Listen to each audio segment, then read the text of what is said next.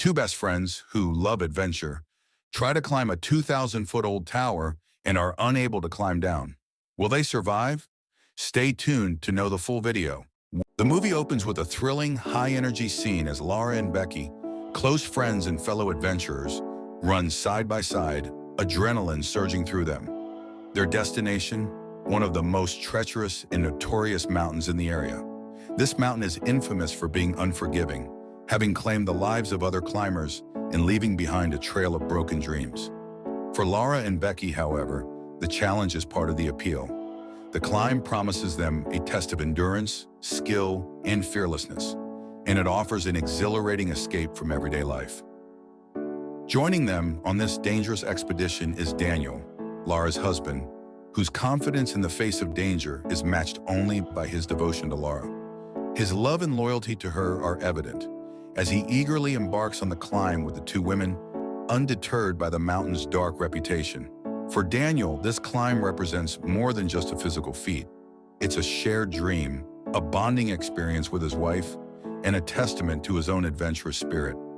The trio's excitement is palpable as they begin their ascent, pushing each other onward and upward, their laughter and camaraderie momentarily dispelling the danger lurking ahead.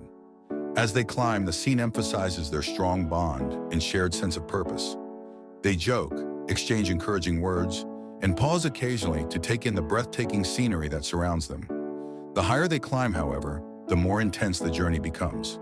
The once beautiful view now serves as a stark reminder of how high they've come, and each step forward brings new risks. Their endurance is tested, and they lean on each other for support, both physically and emotionally. Daniel, a skilled climber, takes the lead, confidently setting up safety equipment as they proceed. But as they reach one of the most dangerous parts of the mountain, tragedy strikes. Daniel loses his footing and ends up dangling from the edge of a precarious ledge, struggling to hold on. His life rests in Laura's hands as she reaches out, trying to pull him to safety. But in that moment, fear paralyzes her. She hesitates, her grip falters, and Daniel slips from her grasp, plummeting to his death below. His scream echoes in her ears, followed by a haunting silence. As the screen fades to black, the gravity of Daniel's loss settles in. When the screen lights up again, years have passed, and Laura is a shadow of the woman she once was. The spark of adventure and joy that defined her has dimmed, replaced by an overwhelming burden of guilt and sorrow.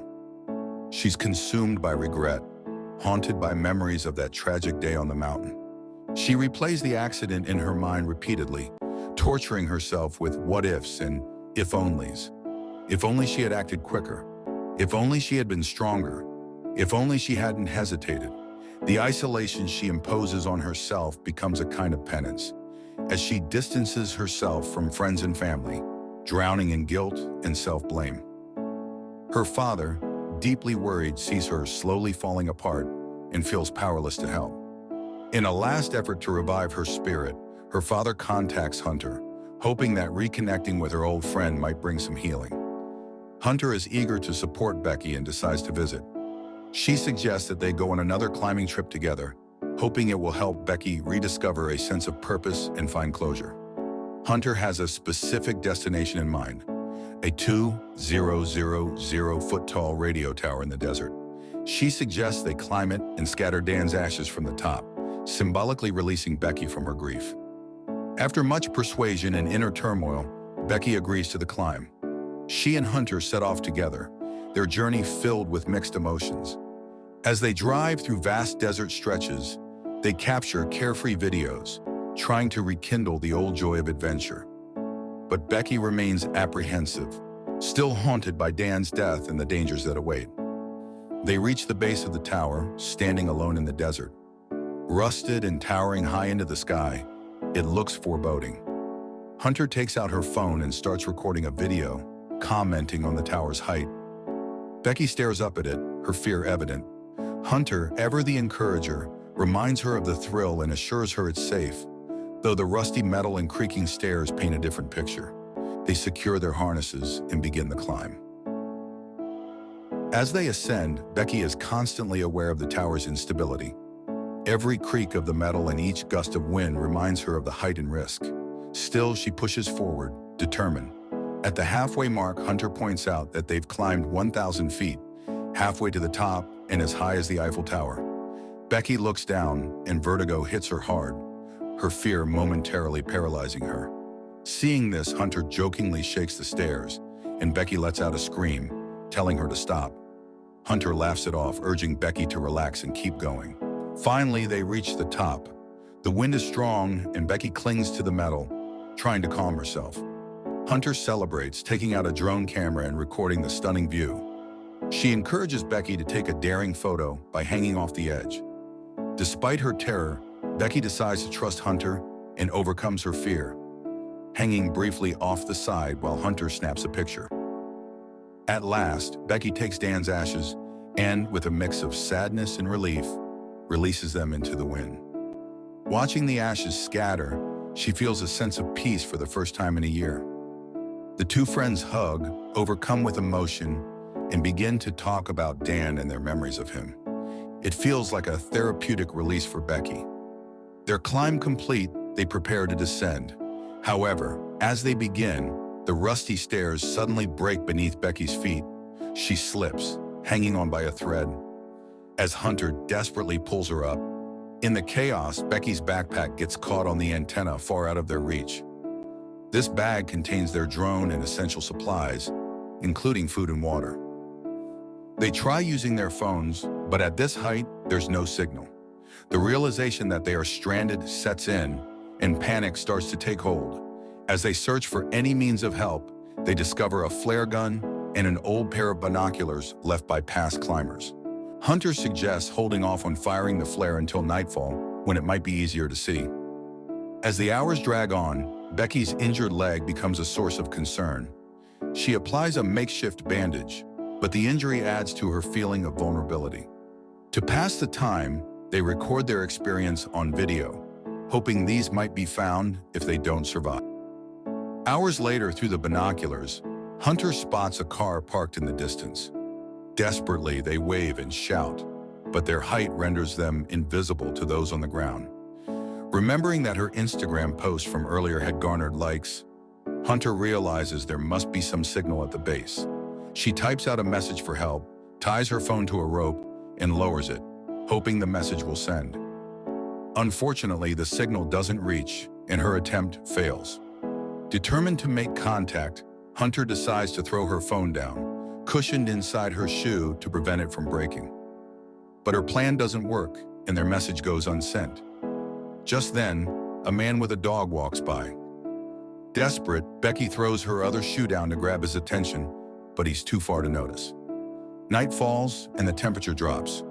They decide to fire the flare, hoping someone will see it, but there's no response. Exhausted, they try to sleep, though the cold and hunger make it nearly impossible. In a half-dream state, Becky watches an old video on her phone and notices something unsettling. Hunter's gaze toward Dan appears too affectionate.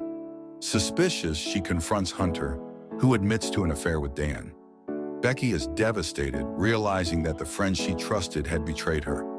Hunter apologizes, but the damage is done, leaving Becky feeling even more isolated.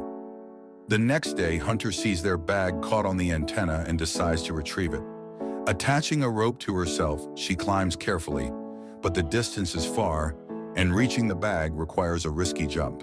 With characteristic bravery, Hunter leaps, clinging to the antenna. She retrieves the bag, but as she tries to return, her grip slips and she falls. Becky is horrified, screaming in despair. Peering over the edge, she finds Hunter barely clinging to the tower, her hands bleeding from the strain. Becky summons all her strength and finally manages to pull her friend up. Both are shaken, but they at least have their drone back. They attach a note to the drone, hoping to send it home, but as it flies off, the battery dies and it falls to the ground. The following night, as Becky drifts off, she has a dream that Hunter is lying dead, being eaten by vultures. When she wakes, she realizes it wasn't just a nightmare. Hunter had actually died from her injuries during the fall. Her mind had created an illusion of Hunter's presence to cope with her isolation. In a final act of survival, Becky eats a bird that tries to peck at her wound. The raw meat gives her some strength, but she's growing weaker each day. Remembering Hunter's body below, Becky devises a plan. She places her phone inside Hunter's shoe, ties it to her, and carefully lowers her friend's body so that her father or rescuers might find it. Hours later, rescuers find Hunter's body, and her father, devastated, assumes his daughter is gone as well. At that moment, Becky, barely alive, calls out to him. Her father, overjoyed, rushes to her and holds her tightly, thankful she has survived. Becky's resilience, courage, and the will to honor Dan's memory have kept her alive. As the film ends, we see her embracing her father, finally free from the burden of her grief. Comment down your thoughts and don't forget to subscribe to the channel.